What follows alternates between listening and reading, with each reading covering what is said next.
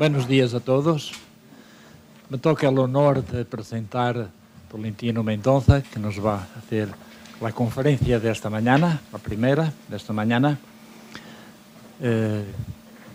Tolentino Mendonça es vicerrector de la Universidad Católica Portuguesa. Además de biblista y teólogo, es un poeta de renombre en la sociedad portuguesa. Imaginen que en los exámenes del Estado ha sido presentado un texto del profesor Tolentino, no sé si se ha dado cuenta, sobre pedir autorización. Tem sido hasta hoy una voz que tem dado credibilidad al mensaje del Evangelio en los medios culturales distanciados de la Iglesia, que eso es lo interesante. Incluso adversos a la Iglesia. Recuerdo con gusto su relación con el Premio Nobel de la Literatura Portuguesa, que en una intervención en la televisión pues mantuvo un diálogo en que de buen grado y mucho respeto se han oído uno a otro y en un nivel muy elevado, podríamos decir muchas cosas más. Recuerdo también sus notas semanales en el semanario de mayor divulgación en Portugal, el semanario Expresso. Tolentino Mendonça ha cultivado el arte de llevar el Evangelio a las periferias existenciales del indiferentismo y del agnosticismo en Portugal. Hablar de su currículo, tuve un poco de dificultad en encontrar su currículo porque lo que está en la internet no está actualizado. Sin embargo, voy a decir sencillamente algunas pequeñas cosas. Como he dicho, vicerrector de la Universidad Católica Portuguesa, hizo su licenciatura en Sagrada Escritura en el Pontificio Instituto Bíblico y después el doctorado en Teología Bíblica con la clasificación de Summa Cum Laude, y ha sido becario de la Fundación para la Cultura y la Tecnología. Es un investigador invitado en la Facultad Jesuítica de Belo Horizonte en Brasil. También investigador invitado de Strauss Institute for the Advanced Study in the Law and Justice de Nova York University. Investigador también invitado por la Universidad Católica de Pernambuco, en Brasil. Y profesor en la Facultad de Teología de Lisboa. Es profesor de diversas asignaturas del Nuevo Testamento. No voy a nombrar todas porque sería muy largo. Además de vicerrector de la universidad, es director del Centro de Estudios de Religión y Cultura, Cardenal Höfner, en la Facultad de Teología de la Universidad Católica Portuguesa, miembro de la Asociación Bíblica Portuguesa, coordinador para el ámbito del Nuevo Testamento del proyecto de traducción de la Biblia implementado por la Conferencia Episcopal Portuguesa. Estamos trabajando en una nueva traducción, la traducción oficial, y Tolentino está coordinando el Nuevo Testamento. También es consultor del Pontificio Consejo para la Cultura, un órgano conocido de la Santa Sede. ¿Qué voy a decir más? Muchas cosas habría que decir. Sus publicaciones, muchísimas. Sería muy largo leer las publicaciones suyas. Solamente quiero subrayar dos. Una que es el resultado de su tesis doctoral y tiene el título de La construcción de Jesús, una lectura narrativa de Lucas 7, 36, 50, editado en Lisboa.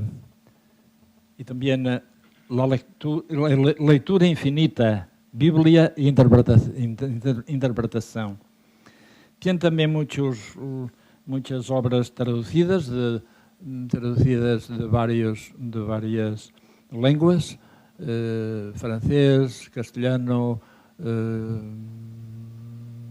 alemão, inglês, e se pode ver, quem tem curiosidade, pode ver todo isso no currículo que apresenta a Universidade Católica Portuguesa, aunque não está atualizado.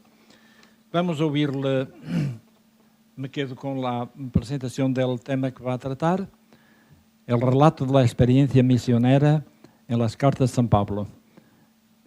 Tolentino Mendonça vai ler o texto em português, pero temos todos à disposição el texto en portugués. El portugués es muy fácil de comprender por los españoles y por catalanes. Es muy fácil, pero es difícil de entender cuando se habla, porque nosotros comemos las vocales y uno se pierde. La gente queda muy extrañada porque los portugueses entienden los españoles, pero los españoles no entienden los portugueses.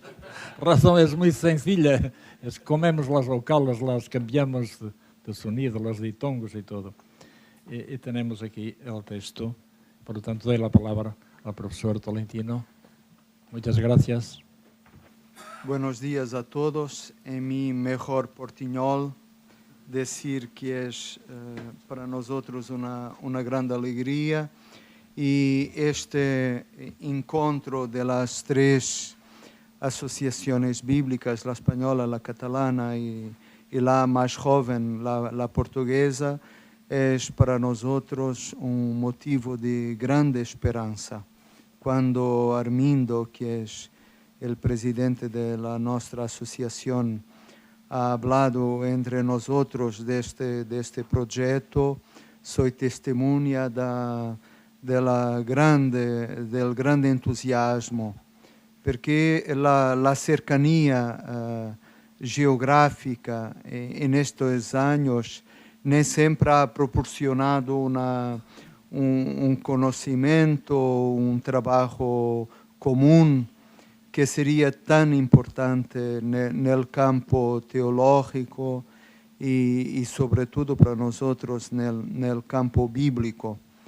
Y pienso que una cosa muy importante sería pensarmos juntos proyectos de investigación, porque para la nuestra facultad hoy la internacionalización es un motivo esencial de la orden del día y pienso que para vosotros será lo mismo. Y si pudiésemos pensar en proyectos para hacer juntos, juntando los nuestros investigadores, sería verdaderamente una cosa muy buena. Mas después Armindo será o pivô destes contactos. Eu preparado esta charla sobre o relato das experiências missionárias nas cartas de Pablo. Na ode que dedica à cidade de Corinto, Píndaro diz a dada altura que há um sentido em todas as coisas e um momento oportuno para colhê-lo. Naquele inverno de 55 ou de 56, Paulo está em Corinto e vive um desses momentos. Oficialmente está em trânsito missionário à espera de continuar viagem. E sabe-se que naquela época não era fácil encontrar um barco que nos levasse de um sítio para outro. Muitas vezes tornava-se necessário esperar a oportunidade para uma partida e aguardar, inclusive, por condições meteorológicas favoráveis. O chamado mare clausum ia de novembro a março, uma inteira estação. Paulo passa em revista o que viveu e é impossível que o seu pensamento não se deixe prender no balanço da missão dispersa por viagens, bem e mal sucedidas, por inúmeros rostos amados, por acontecimentos felizes ou hostis, onde tanto se consolidou a sua paixão pelo Evangelho de Cristo. No fundo, dedicou àquele Oriente o melhor do seu esforço como missionário itinerante. Tinha-se entregue por completo ao círculo de comunidades que estabelecera à volta do mar Egeu, começando aí do zero, pois, como explica na carta aos Romanos, sempre fiz questão de pregar o Evangelho onde Cristo ainda não era conhecido. Mas sente agora que a sua atividade missionária naquelas paragens está prestes a concluir-se. Há que ler, contudo, este momento da vida de Paulo em profundidade. Quando ele declara a sua missão cumprida, não quer dizer que tudo esteja assente e resolvido. Aliás, Paulo tem vivido em extrema turbulência aqueles anos. E ele sabe que a crise que atravessa as suas igrejas, se é provocada por intromissões externas, não deixa também de encontrar ressonâncias, para não dizer conivências, dentro das próprias comunidades. Claramente, a vulnerabilidade que estala nas comunidades paulinas tem a ver com o processo da sua constituição, alicerçado em torno daquilo que a historiadora Marie-Françoise Bachelet designa como prática de assimilação. Um corpo, o mais heterogéneo que se possa pensar em termos étnicos, sociais e culturais, teria, como se veio a verificar, naturais dificuldades em coincidir numa convergência estável. Os de Colossos, os cristãos de Corinto, não se entendiam quanto à circuncisão. Os de Colossos pretendiam manter a separação de mesa entre os cristãos vindos do judaísmo e os de extração pagã. Na Galácia, guerreava-se por manter ou por abolir o calendário das festas judaicas, mesmo depois de Paulo lhes ter pregado a liberdade trazida por Cristo. Ó Gálatas insensatos, quem vos enfeitiçou, foi a quem Cristo crucificado foi apresentado. Gálatas 3:1. Paulo vai assim tomando progressiva consciência da necessidade de sair da estrutura grupuscular. A missão tem o seu dinamismo próprio e verdadeiramente depende de outro. Eu plantei, Apolo regou, mas Deus é quem faz crescer. 1 Coríntios 3:6. Paulo visitou as suas igrejas ao longo do tempo. Manteve contactos diretos. Enviou-lhe os seus colaboradores. Escreveu-lhes cartas. Formou um grupo de responsáveis para garantir a coesão organizativa. Sente que fez a sua parte. A sua expectativa agora é que estas igrejas estejam, mesmo com todas as hesitações, preparadas para caminhar pelo próprio pé.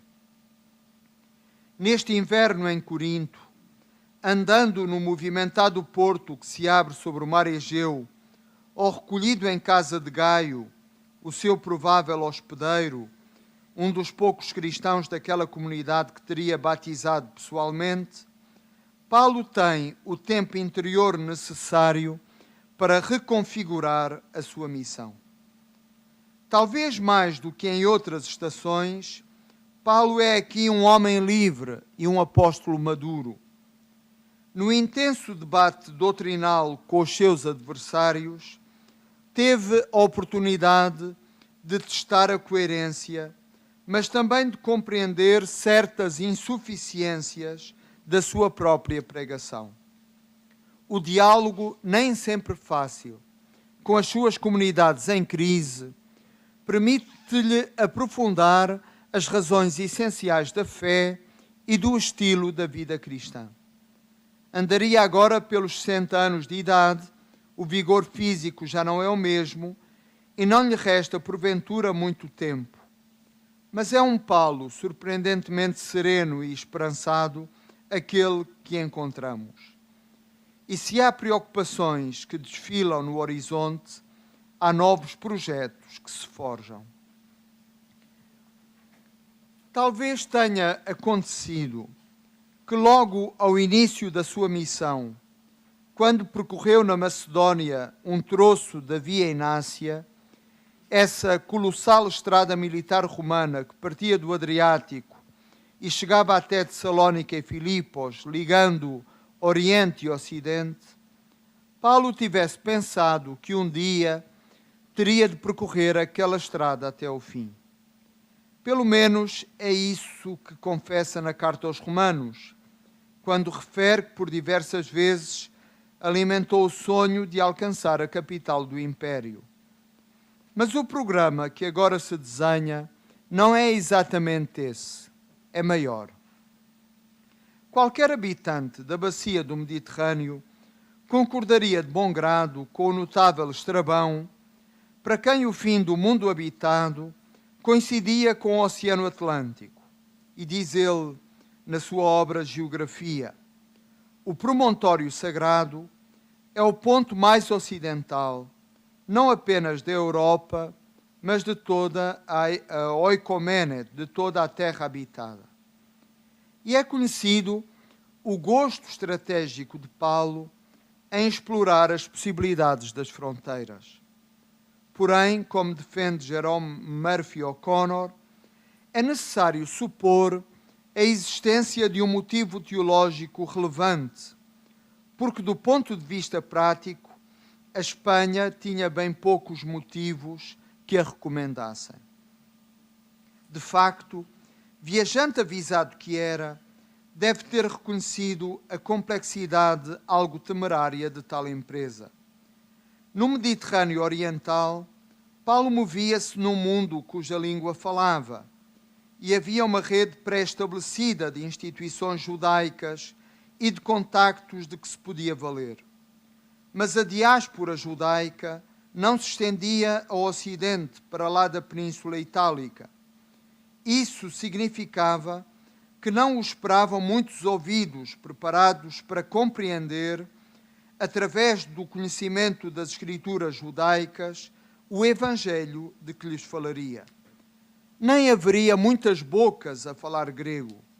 A língua grega tinha resistido aqui e ali em escassas colónias ao longo da costa leste, mas o interior estava atabalhoado por um número impressionante de dialetos ibéricos.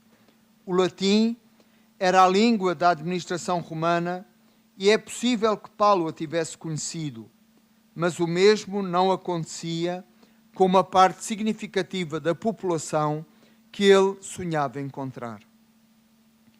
Que motivo teológico pressionava Paulo naquele inverno em Corinto?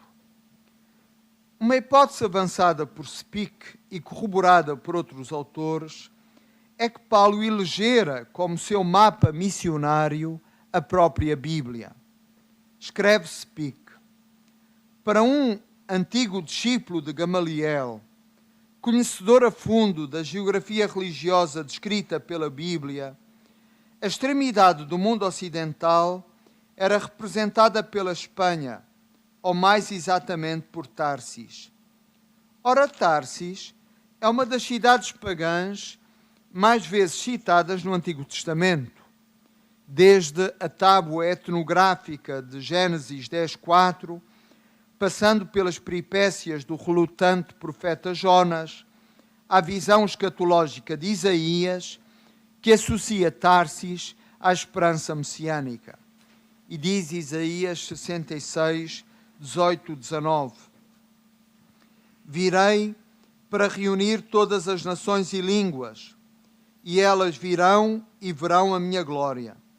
Estabelecerei um sinal em seu favor e enviarei alguns dos seus sobreviventes às nações, a Tarsis, aos líbios e aos lídios, famosos flecheiros, a Túbal, à Grécia e às ilhas distantes, que não ouviram falar de mim e não viram a minha glória.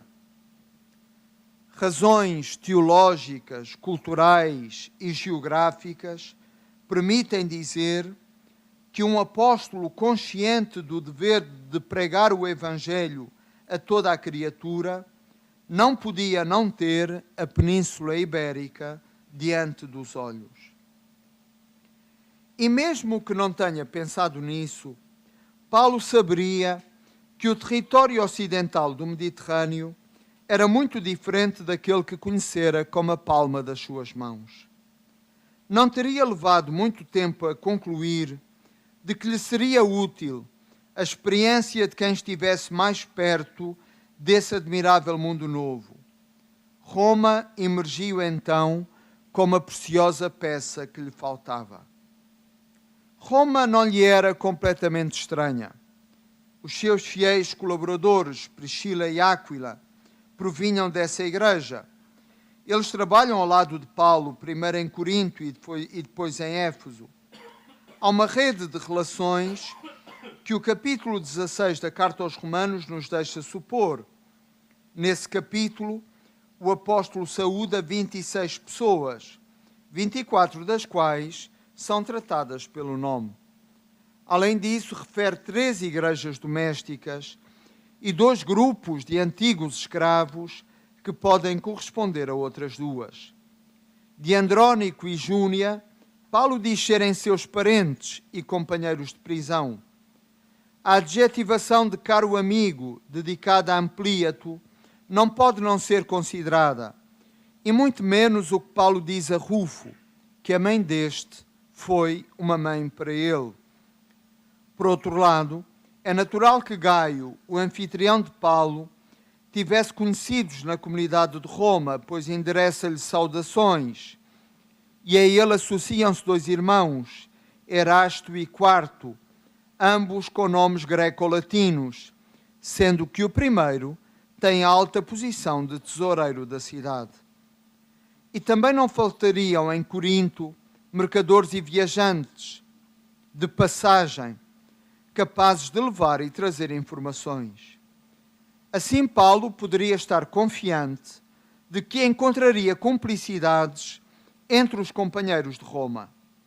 Que mais não fosse, quase todos eram formados no ethos cultural do Mediterrâneo Oriental, onde a hospitalidade era regra sagrada.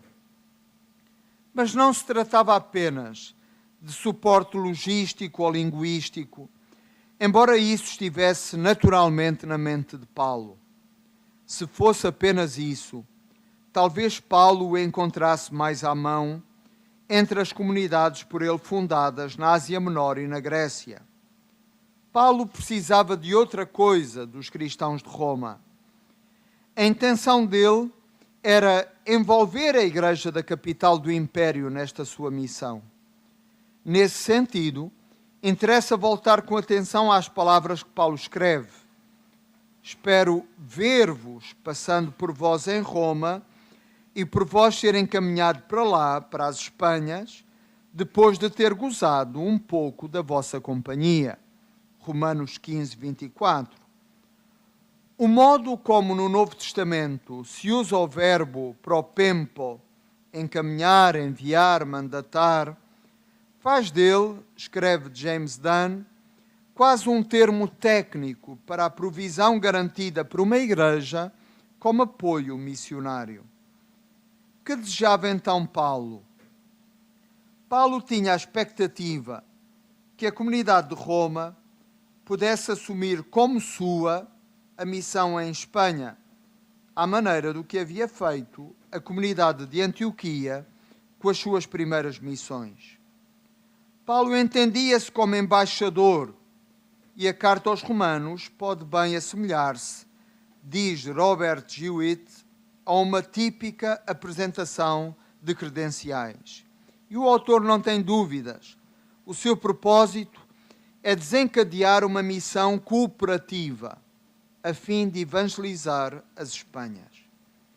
Os desenvolvimentos críticos na Galácia e em Corinto, com o questionamento permanente do seu estatuto de apóstolo e da sua autoridade, mostrou-lhe o perigo que representava poderem dizer dele que era, no fundo, um outsider, uma voz fora do coro, que só se representava a si próprio. Era preciso que existisse uma igreja a suportar as novas fundações de comunidades e que pudesse, pelo seu prestígio, exercer um magistério de autoridade. Paulo estava pronto a estabelecer que esta responsabilidade seria partilhada, mas precisava persuadir aquela comunidade a assumi-lo como seu delegado e a dar-lhe o mandato missionário.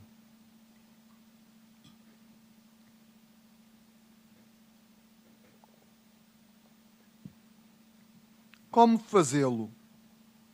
É aqui que surge a carta aos Romanos. A dizer a verdade, Paulo nunca tinha escrito uma carta desse tipo. Todos os seus escritos anteriores tinham sido suscitados em diálogo com comunidades que Paulo conhecia diretamente e constituíam muitas vezes resposta a problemas concretos. Que poderia ele, um desconhecido, dizer que interessasse a membros de uma comunidade estranha na capital do Império? Paulo reveste-se de especiais cuidados. Com a ajuda de um secretário de nome Tércio, Paulo vai ditar em tom didático e com uma argumentação ponderada e universal uma espécie de manifesto das suas convicções. Já Orígenes observara que em Romanos, de forma diferente do que sucede, por exemplo, em Gálatas, Paulo não critica a fé dos seus destinatários. A carta é pensada como síntese do anúncio que o apóstolo vem há 2 décadas fazendo e que conhece agora uma apresentação convenientemente orgânica e articulada, sem deixar de ser intensa e pessoal. Escreve Bornka: a história pessoal de Paulo, desde o momento da sua conversão e vocação, a história da sua vida, da sua atividade, da sua pregação e das suas lutas, se repercutem de forma singularíssima nesta que é a mais importante das suas cartas. Não apenas a sua história externa, mas também aquela interior e particularmente aquela do seu pensamento teológico. Mesmo se a carta regresse às questões e certezas iniciais que fizeram de Paulo um cristão, um servo de Cristo e apóstolo das nações, ela mostra também como ele continuou a reelaborar o seu próprio pensamento. Na carta, Paulo informa os romanos de que tinham uma importante obra a realizar, mesmo antes de partir ao seu encontro.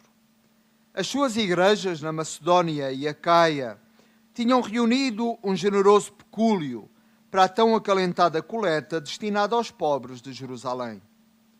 Entregar oficialmente esses contributos na Cidade Santa aos que ali presidiam a igreja seria o culminar do seu trabalho no Mediterrâneo Oriental. Mas a ideia de passar por Jerusalém deixa-o inquieto e sombrio. Isso transparece bem no pedido que Paulo faz aos seus destinatários romanos. Rezem para que eu escape aos infiéis que estão na Judeia e que o meu serviço em Jerusalém seja bem recebido pelos santos de lá. Romanos 15, 31. Paulo tinha a certeza de que Tiago e a sua liderança estariam ao corrente da sua evolução teológica, da sua oposição à circuncisão e à lei, a ponto de se ter tornado, em alguns aspectos, uma antítese da perspectiva deles. Era assim, mais do que razoável, que Paulo se questionasse se Tiago aceitaria um presente ao qual ele estava tão intimamente associado. Só neste contexto crispado se pode compreender a apreensão de Paulo. É que já tinha experimentado a atitude nacionalista de Tiago, tanto pela positiva como pela negativa, e estava ciente de que um gesto que pudesse ser lido como o forjar de uma aliança com os gentios ou com o reconhecimento do seu estatuto poderia redundar num desaire. Paulo não tinha certeza nenhuma acerca do desfecho desta sua empresa, até porque não sabia o quanto a comunidade de Jerusalém carecia efetivamente do apoio financeiro que ele levava. É verdade que poder-se-ia ter feito representar nesta tarefa. As próprias comunidades participantes tinham mandado representantes e Paulo podia simplesmente ter-lhes confiado essa missão. A sua decisão de perseverar, apesar de ter consciência de que corria perigo de vida, ou então que o seu gesto fosse desautorizado, sublinha bem até que ponto Paulo considerava vital a relação entre as igrejas judaicas e as gentílicas. Essa era a sua prioridade. Poucos, como ele, estavam então capazes de compreender o dano que representava o fosso crescente entre aqueles para quem Cristo era o âmago e aqueles para quem o próprio Cristo estava subordinado à lei. No entanto, era desesperadamente importante abrir uma abertura na muralha que separava ambas as posições, por pequena que fosse. Paulo dispõe-se a jogar tudo aí. Passado o inverno, quando reabrisse a época da navegação, o mais normal é que Paulo e os seus companheiros viajassem de barco de Corinto para Jerusalém. A viagem não deveria ser longa. Um veleiro rápido, apanhando ventos favoráveis de noroeste, alcançaria o litoral sírio-palestino em 2 semanas. Em Jerusalém, só tinha que entregar a dádiva que levava e partir. Se tudo corresse bem, no final desse verão, Paulo estaria a chegar a Roma. Mas a viagem começou a correr mal logo ali em Corinto, como que antecipando a reviravolta nos planos de Paulo. Lucas, de forma lacónica, fala de um complô a que Paulo teria escapado à tangente. Quando ia a embarcar, decidiu fazer a viagem através da Macedónia, visto os judeus terem armado uma cilada contra ele. Atos 23. Norbert Ugd explica-o assim: os barcos estavam cheios de judeus em peregrinação a Jerusalém. Bastariam alguns fanáticos a bordo para que Paulo fosse lançado ao mar. Paulo apercebe-se disso no último minuto, graças sem dúvida aos irmãos de Corinto. E foi assim que, tendo esperado 3 meses por um navio, Paulo acabou por optar pela via terrestre. Ao contrário daquilo que a imaginação cristã parece em traços largos ter favorecido, Paulo não foi um navegador solitário e autossuficiente na extraordinária aventura missionária que o cristianismo de matriz paulina representou. A verdade é que ele sozinho não poderia levar a cabo a ingente e complexa tarefa da fundação e acompanhamento das comunidades. E não podia fazê-lo por 3 ordens de razões. Primeiro, uma primeira ordem de razões é de natureza teológica e eclesial. O trabalho em equipa não é uma inovação paulina. O testemunho mantido pelos evangelhos é que o próprio Jesus enviou os apóstolos 2 a 2. E não deixa de ser relevante que nos evangelhos, tal como nos Atos dos Apóstolos, o termo apóstolo compareça sempre no plural e nunca no singular. O próprio apóstolo, o próprio Paulo, começou por ser um missionário ligado à rede da Igreja de Antioquia. Podemos dizer que Paulo continuou simplesmente a operar numa metodologia que identificara desde sempre, no plural, a construção da identidade cristã. Um segundo motivo prende-se com as modalidades de edificação das comunidades paulinas. No estudo que lhes dedica, Margaret MacDonald sublinha duas palavras fundamentais: experiência e processo. Muitas vezes houve a tendência de olhar para a teologia paulina num vácuo, como se a doutrina moldasse de forma direta e algo abstrata as comunidades. Ora, a teologia de Paulo não se entende sem experiência, sem aplicação prática e sem processo. A sua teologia avança experimentalmente, dialogando com as circunstâncias históricas. Tem um ponto fixo: um Messias crucificado e ressuscitado ocupa o centro do sistema paulino, recorda MacDonald, mas tem também uma plasticidade que se justifica pela multiplicidade de atores envolvidos na missão. E temos, por fim, como terceiro motivo, os constrangimentos pessoais do próprio Paulo. No retrato que os Atos dos Apóstolos traçam dele, o apóstolo é uma figura eminente, quase um enviado divino, como em Listra se julgou que fosse, capaz de atuar miraculosamente, possuindo altos dotes retóricos, falando grego, hebraico e aramaico, podendo ser apresentado como a encarnação ideal de um judeu exemplar na fidelidade à Torá, crente em Cristo e súbdito leal do Império Romano, de que, aliás, seria cidadão. A tomar à letra os Atos, Paulo possuiria uma elevada condição social e notáveis meios económicos para sustentar o seu nível de vida, inclusive como propagandista da comunidade messiânica.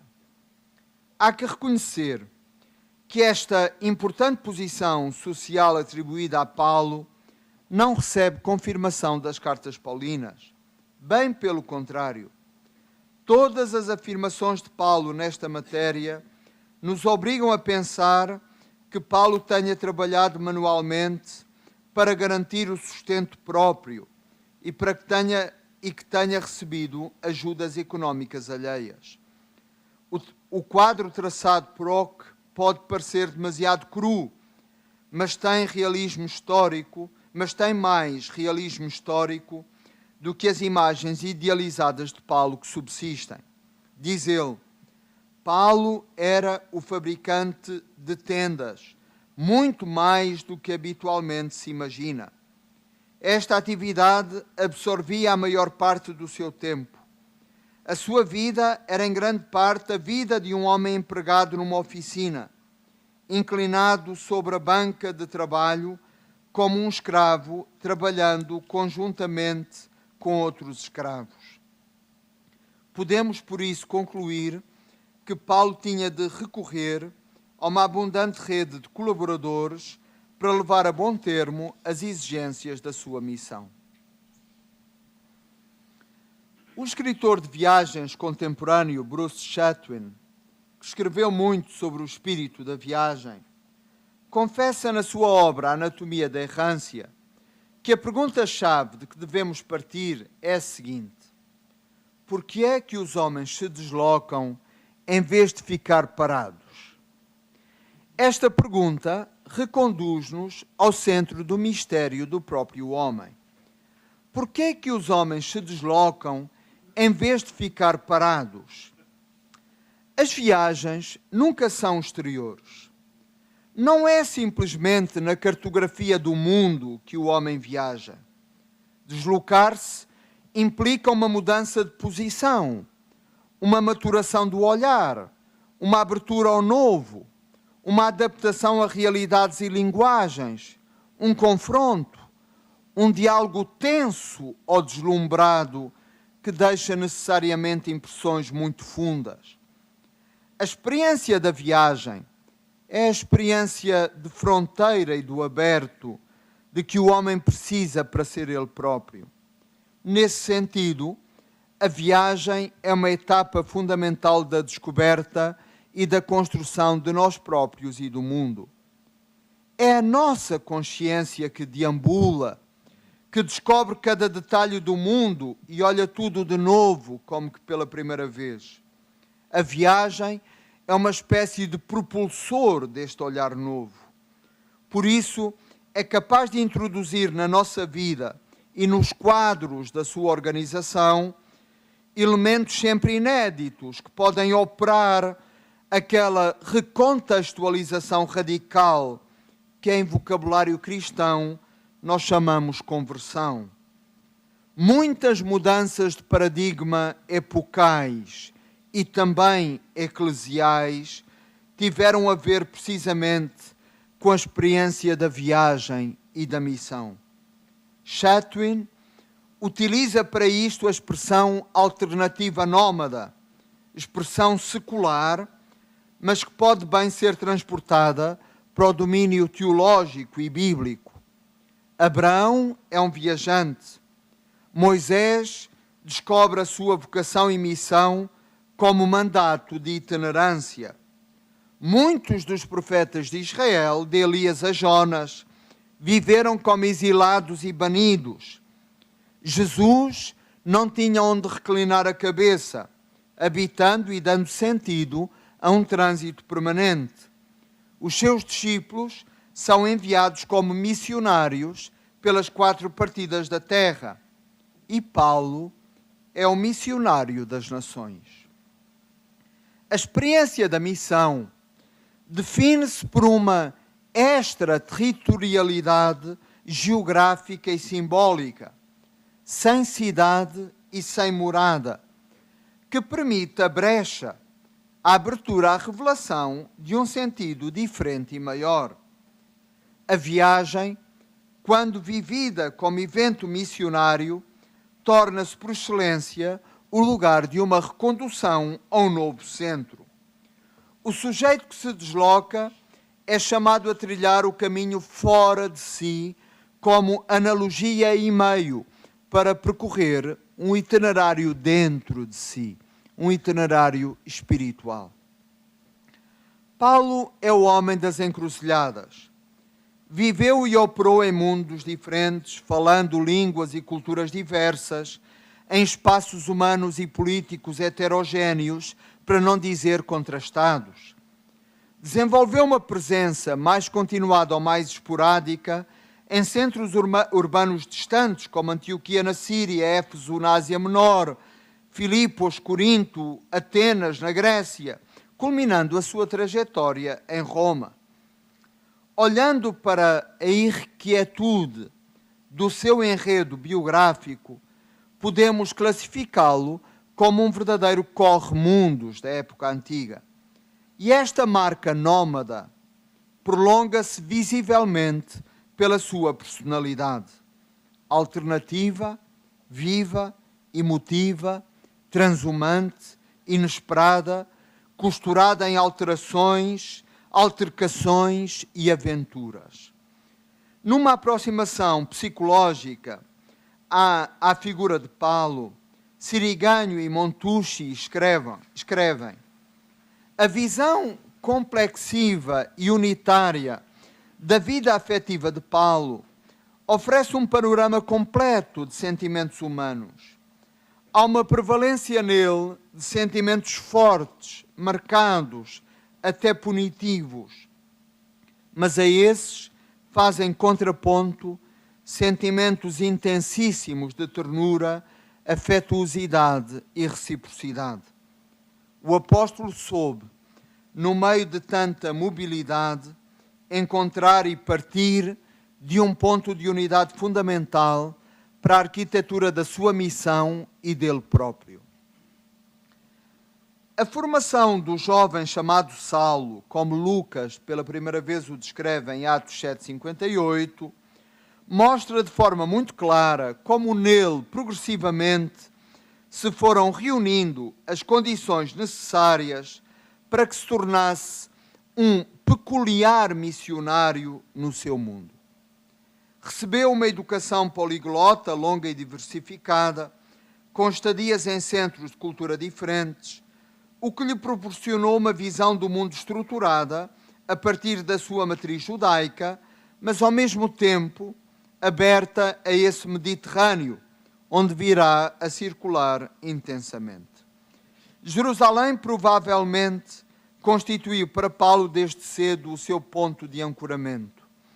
Ali detém-se, segundo Atos, em anos de estudo e cresce na descoberta religiosa, inscrevendo-se no movimento farisaico. Ali amadurece o que primeiro lhe parece ser o sentido radical da sua missão. Mas mesmo mergulhado na intransigência farisaica, que o coloca desde logo em linha de colisão com o movimento cristão, tem as condições de base para tornar-se o que depois será. Um pensador de matriz mista, cuja proveniência abraça também o mundo grego, do qual ele escrevia e falava a língua, e por onde era capaz de viajar numa espécie de livre trânsito, isto é, com toda a naturalidade. Sabemos como Paulo se desdobrou em viagens, das quais as suas cartas são o vestígio e o romance. Mas talvez seja importante não ficarmos demasiado impressionados pelo número de quilómetros que ele terá percorrido.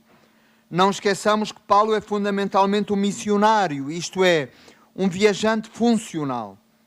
Contrariamente àquilo que vemos nas crónicas de Alexandre ou de outras figuras do seu tempo, Paulo não tem a paixão da distância, nem aquela curiosidade infatigável do viajante que, como escreveu Baudelaire, parte por partir.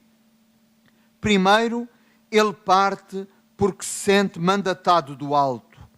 Recebemos a graça de sermos apóstolos, a fim de, em honra do seu nome, levarmos a obediência da fé a todos os gentios. Depois, como o testemunho das suas cartas bem o atestam, Paulo prefere desenvolver uma ação que, radicada num centro, possa irradiar. Faz contínuos planos para regressar aos sítios de onde partiu e muitas vezes trocada a estrada por uma situação local que lhe serve durante um período para o seu trabalho em evangelização. As viagens de Paulo são funcionais, na medida em que os seus trajetos derivam de um objetivo missionário preciso. Fosse a Antioquia, a Éfeso, a Macedónia, Paulo era sempre conduzido pelo mesmo apelo. Cartografava as suas etapas a partir do projeto muito nítido de missionação, utilizando as condições que o mundo romano de então lhe oferecia, os seus itinerários, a rede de relações familiares, as estradas romanas, os portos de navegação, a facilidade da própria língua, uma língua franca, global e de proximidade. Utilizando sabiamente estes meios, Paulo viajava a partir de um sentido, de uma intencionalidade eclesial. Isso distingue a sua deambulação missionária de uma simples viagem. Ora, como frequentemente acontece, a prática missionária confunde-se com a autobiografia. Também no caso de Paulo. A sua história tem claramente um segredo, um acontecimento, que ocorre curiosamente enquanto ele estava a caminho, Atos 9:3, enquanto cumpria um itinerário de viagem que viria a ser transtornado e redimensionado, o encontro com Jesus. Na carta aos Gálatas, Paulo dá-nos em primeira pessoa o relato desse encontro e fala de forma extraordinariamente despojada, mas não menos intensa, descrevendo-o como um apelo, uma eleição que ocorreu já no seio materno, à maneira daquilo que acontece com os profetas. Trata-se evidentemente de uma experiência mística, contada com as categorias que um piedoso judeu poderia percepcionar. Mas quando aprova Deus, que me reservou desde o seio de minha mãe e me chamou pela sua graça, revelar em mim o seu Filho para que o anunciasse aos judeus. Paulo pensa de modo particular no livro de Isaías e no livro de Jeremias e sonda o seu próprio destino como um chamamento desde o princípio. Para explicar este acontecimento transformante, Paulo usa o verbo apocalipto, que quer dizer Deus descobre o que está escondido e o revela. Trata-se de uma cristofania. Evidentemente, esta revelação gerará rupturas de paradigma tanto na ação de Paulo como na sua existência e identidade. As cartas, no seu conjunto, funcionam como uma espécie de romance de si, na medida em que nos permitem conhecer o seu autor. Nesse sentido, é óbvio que Paulo não teve propriamente a intenção de desenhar uma autobiografia sua, mas podemos compreender que ela se vai desenhando, pois as suas cartas representam um magnífico espelho para entrevermos a sua missão. Além disso, as indicações biográficas, em sentido estrito, ocupam um lugar nada negligenciável neste corpo epistolar. De modo particular, alguns versículos da 1 Tessalonicenses, o capítulo 16 da 1 Coríntios, o arranque da 2 Coríntios, bem como os capítulos 10 a 13, os capítulos 1 a 2 da Carta aos Gálatas e 15 a 16 da Epístola aos Romanos, bem como alguns incisos de Filipenses. Todos estes traços autobiográficos têm por finalidade explicar a natureza da sua missão e legitimar o seu apostolado. Concentram-se numa série de provas ou provações que atestam a originalidade e o impacto da sua gesta missionária. Ora, enquanto missionário, Paulo é capaz de olhar de forma nova e profética a forma habitual do mundo e emprestar uma nova plástica à morfologia do tempo, mesmo do tempo eclesial. Enumeremos rapidamente alguns dos seus contributos.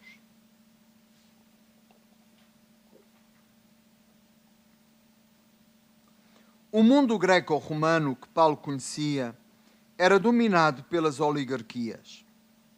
Os cidadãos dotados de direitos políticos representavam uma pequena minoria, calcula-se à volta de 10% do total da população. Esta nomenclatura constituía sociedades predominantemente homogéneas, defendida por fronteiras muito rígidas. A mobilidade das pessoas e a cooperação entre classes ou os relacionamentos mistos eram olhados com grande reserva, se não mesmo com repúdio. Paulo, enquanto sujeito alcançado por Jesus, vai ter a capacidade de pensar numa configuração diferente, inclusiva e universal. Ele arrisca, por exemplo, olhar para a cidade, e não nos podemos esquecer que com Paulo o cristianismo é urbano pela primeira vez, com a liberdade de aproximar o distante, de reunir no mesmo corpo social aquilo que é diferente. Não há judeu nem grego, não há escravo nem livre, não há homem nem mulher, porque todos sois um só em Jesus Cristo. Este perspectivar da convivência social, não já em dialética, mas numa corajosa dinâmica integradora, é de facto algo novo, que só uma heterodoxa missão podia permitir. Um exemplo fortemente esclarecedor é a própria palavra eclesia, a igreja. Ela tem uma possível conotação política, porque a eclesia, originariamente, era também o conselho de homens bons que conduzia a cidade. Paulo vai utilizar, assim, categorias societárias e políticas, emprestando-lhes um conteúdo novo. A igreja emerge como uma inédita comunidade sem fronteiras. A palavra eclesia nunca foi, por isso, para Paulo, uma definição oca. Na sua história social do cristianismo primitivo, Setegeman escreve com o termo neotestamentário eclesia, ligam-se dois traços constitutivos que são fundamentais para a sua análise enquanto forma organizativa. A eclesia dos crentes em Cristo é uma assembleia na qual os seus membros convergem conjuntamente e é também uma comunidade ou grupo cujos membros estão ligados por recíprocas interações sociais, também fora e para lá das efetivas reuniões. Paulo chega ao cristianismo em dramática contramão quando nada o fazia prever, implicando tal uma reviravolta completa do seu destino. Não é por acaso que Lucas o descreve caído por terra, ferido por uma cegueira funcional, como se tivesse de reaprender o que significa ver e levado por outros pela mão. Ou que a sua própria história o torna objeto de surpresa e desconcerto para os demais.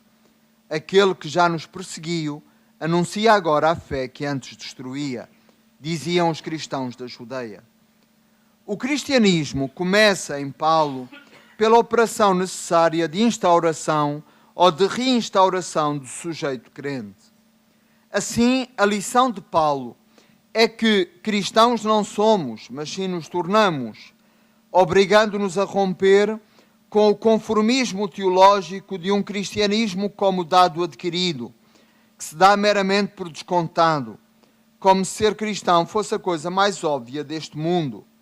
Pelo contrário, o crer passa, com Paulo, a ser regido e modalizado por uma experiência de transformação. Como escreve ele na segunda carta aos Coríntios, todos nós, com o rosto descoberto, refletindo como um espelho a glória do Senhor, somos transformados nesta imagem.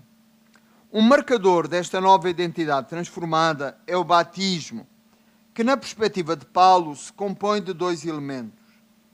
Um processo de radical assimilação que leva os batizados a viver eis Cristo, para Cristo, e consequentemente uma ética da transformação que os conduz no decorrer da história a ousar viver uma vida nova e peculiar, uma vida de batizados en Cristo, em Cristo. Aqui as preposições eis e en têm uma semântica efetiva a que é preciso atender. Michel Boutier recorda justamente que em momento algum Paulo fala do batismo en Cristo, mas refere constantemente o batismo eis Cristo, isto é, em vista de Cristo, na direção de Cristo. A preferência do apóstolo pela preposição eis reside no facto de uma deslocação, uma incorporação, uma transformação estar aqui implicada, à maneira de um movimento que nos leva para Cristo, nos introduz nele e nele nos mantém. O batismo não se apresenta como um estático estar em Cristo, mas como o prólogo de uma existência em aberto e em processo, a ser vivida dessa forma, existência animada pelo dom do Espírito. Todos os que em vista de Cristo, eis Cristo, foram batizados, de Cristo se revestiram.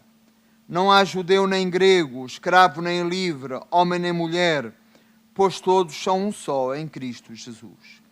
O acontecer de Cristo na vida de cada um torna-se uma realidade tão transformante que introduz uma radical contestação identitária. Há uma relativização das fronteiras de género, étnicas ou de cidadania. A transformação cristológica que instaura o sujeito crente determina assim uma contínua metamorfose das pertenças. A existência cristã, segundo Paulo, é uma existência metamórfica que habita criativamente a transformação trazida por Cristo. Crer em Cristo significa participar do dinamismo de vida que está escondido e ao mesmo tempo revelado no acontecimento da sua ressurreição. É uma novidade total, tornada possível pela iniciativa de Deus. Compreende-se assim o vocabulário da kainektisis, nova criação, aplicado metaforicamente à existência dos crentes. Esse exprime, de uma forma plástica, a novidade escatológica que doravante determina a sua existência. O que é um cristão para Paulo? É um sujeito crente em construção. É uma escolha de viver em estado de processo, de viver ao mesmo tempo a plenitude e o inacabamento, o tesouro e o barro, a esperança e a experiência. Um cristão, para Paulo, nunca é um assunto arrumado, resolvido de uma vez por todas, mas é aceitar habitar uma tensão, um fazer e refazer permanentes, sabendo que a fé que temos é frágil e incompleta. Paulo adota em grande medida os modelos de convivência social do mundo romano, mas adaptando-os, purificando-os, a partir da antropologia cristã e da novidade de Jesus Cristo. Por exemplo, Paulo é por vezes criticado por não ter sido mais explícito em relação à escravatura. Mas na carta a Filémon, Paulo é muito claro. Por um lado, parece manter um certo conformismo social, mas por outro lado, incendeia de novidade o seu discurso e a realidade da história, dizendo que o dono e o escravo se devem reconhecer como irmãos. Paulo dissemina elementos fundamentais da novidade cristã, usando uma configuração nova do mundo e das relações, mostrando a possibilidade de ser cristão para lá das fronteiras estritas do judaísmo ou do helenismo.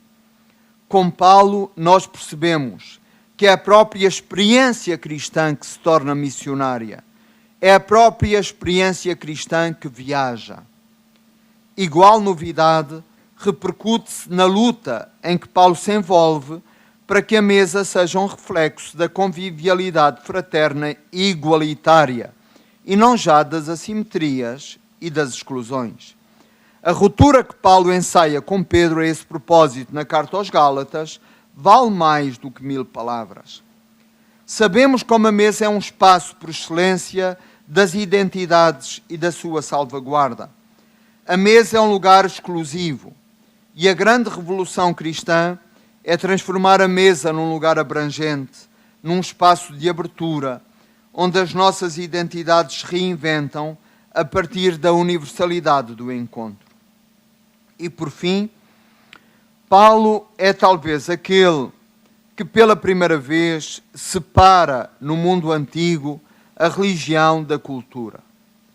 A religião tinha um ligame fundamental com a cultura. Pertencia-se a uma determinada religião por ter nascido numa família precisa, segundo um determinado extrato humano, numa classe, numa nação. De certa forma, eram as fronteiras sociais e culturais a definir uma pertença religiosa. Quando, por exemplo, a meio do segundo século a.C. se dá a revolta dos Macabeus, isso em grande parte era um ato de resistência à invasão cultural que o helenismo pretendia, porque o judaísmo não se imaginava sem estar assente num quadro cultural muito estrito. Paulo atua de modo muito diferente. Quando, na primeira carta aos Coríntios, ao capítulo 8, Paulo se detém longamente a falar da alimentação, da regulação alimentar e da possibilidade ou não de comer as carnes sacrificadas aos ídolos, a questão de Paulo já não é de discriminação, mas de distinção. Para ele, a religião está dependente da adesão pessoal a uma pessoa e a um destino, o de Jesus. O filósofo Alain Badiou publicou nos finais do século XX uma reflexão entusiasta sobre a figura de Paulo, a que intitulou São Paulo, a fundação do universalismo. A universalidade que Paulo prega não vem do que é inerente e consubstancial ao indivíduo, a sua pertença a uma família, a uma nação, a uma língua, traços que necessariamente são particularistas, mas de um evento.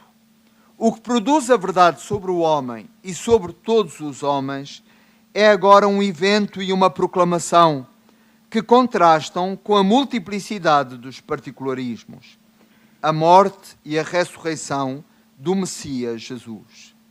A verdadeira universalidade constrói-se assim no compromisso com esse acontecimento que para Paulo é a chave de toda a história. O acontecimento de Cristo inaugura na vida de Paulo um estádio radicalmente novo. Quando Paulo pensa o que é a sua própria existência e a existência do homem no mundo, já não a dissocia da revelação pascal de Cristo. Ele descobre que nós somos por Ele É por Cristo que nós somos no Pai e no Espírito.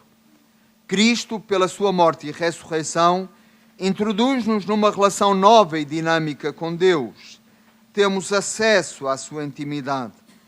É interessante a palavra prosagogê, acesso, que nos é citada tanto em Romanos 5:2 como em Efésios 3:12. A etimologia desta palavra liga-se ao ritual que nas cortes levava os íntimos do rei a ter com ele uma proximidade direta, que claramente a maioria dos súbditos não teria. Cristo é aquele que nos dá acesso a prosagogê, à intimidade do Pai. E é esta luz que a existência humana pode verdadeiramente ser qualificada de nova.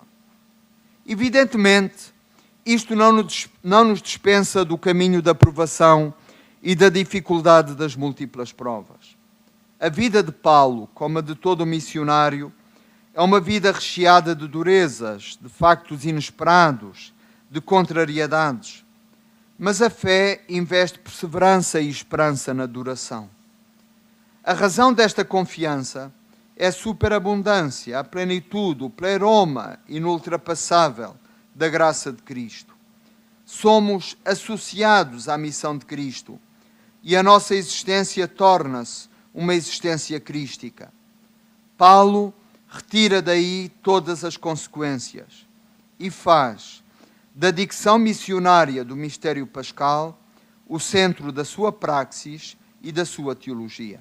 Muito obrigado.